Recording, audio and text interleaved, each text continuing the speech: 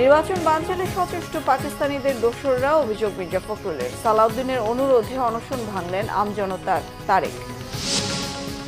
সংস্কারে বাধা দিলে আওয়ামী লীগের চেয়েও করুণ পরিণত হবে বিএনপিকে এনসিপির হুঁশিয়ারি, উপদেষ্টাদেরকেও সতর্ক করলেন নেতারা। উপদেষ্টার পদ ছেড়ে ঢাকা থেকে জাতীয় নির্বাচনে অংশ নেবেন উপদেষ্টা আসিফ। ঢাকা 10 আসনের ভোটার হওয়ার আবেদন। প্রধান উপদেষ্টাকে নিয়ে ভারতের প্রতিরক্ষা মন্ত্রীর মন্তব্য কূটনৈতিক সৌজন্যের পরিপন্থী, পররাষ্ট্র মন্ত্রণালয়ের কড়া সমালোচনা।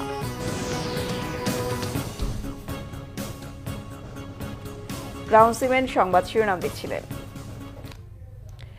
৭১-এর চেতনাকে ধারণ করে শেষবারের মতো ভোট চাইলেন বিএনপির মহাসচিব মির্জা ফখরুল ইসলাম আলমগীর। তিনি বলেন, যারা মুক্তিযুদ্ধে পাকিস্তানিদের দোসরের ভূমিকায় ছিল তারা জুলাই সনদ, গণভোট, সংস্কার আর বিভিন্ন দাবিতে নির্বাচন বানচালের চেষ্টা করছেন। বলেন, নির্বাচন নিয়ে কোনো প্রকার ষড়যন্ত্র হলে রুখে দেবে জনগণ। গতকাল দুপুরে ঠাকুরগাঁও সদর উপজেলার বড়খোচাবাড়ি হাটের দৌলতপুর বালিকা উচ্চ বিদ্যালয় মাঠে জগন্নাথপুর ইউনিয়নবাসীর সাথে মতবিনিময়কালে তিনি এসব কথা বলেন। সকল রাজনৈতিক দলকে নির্বাচনে অংশ নেওয়ার আহ্বান জানিয়েছেন তিনি। বিএনপি মহাসচিব বলেন, দল ক্ষমতায় গেলে কৃষকদের উৎপাদিত ফসলের ন্যায্য মূল্য সহ পারিবারিক কার্ড দেয়া হবে। তিনি মার্কা চেনার কথা বলেন, জানান বিএনপি কথা ও কাজে বিশ্বাস করে, বিএনপি মুনাফেকের দল নয়।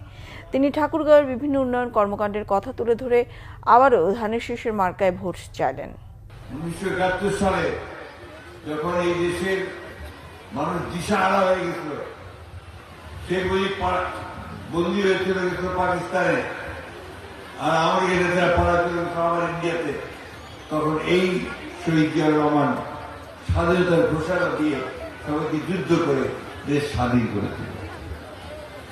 সেই লোকের দল আমরা, দেশনেত্রী বেগম খালেদা জিয়ার দল আমরা কথায় বিশ্বাস করি, কাজে বিশ্বাস করি, আমরা কোনো মুনাফিকিতে বিশ্বাস করি না বলতে পারি। কতদিন বাঁচবো আমি জানি না, আর আল্লাহর হাতে। আমি সেই পরবর্তী নির্বাচনে আপনাদের সহযোগিতা চাই।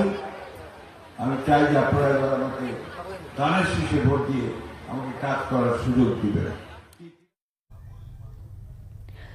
সংস্কার নিয়ে ঐক্যমত্যের নামে বিভক্তি না বাড়াতে সকল পক্ষের প্রতি আহ্বান জানিয়েছেন বিএনপির স্থায়ী কমিটির সদস্য আমির খসরু মাহমুদ চৌধুরী।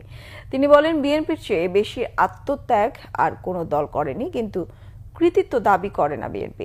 একটি দল ধর্ম ব্যবহার করে রাজনীতি করে ধর্মের অপব্যাখ্যা করছে বলে অভিযোগ করেছেন বিএনপির স্থায়ী কমিটির আরেক সদস্য ডক্টর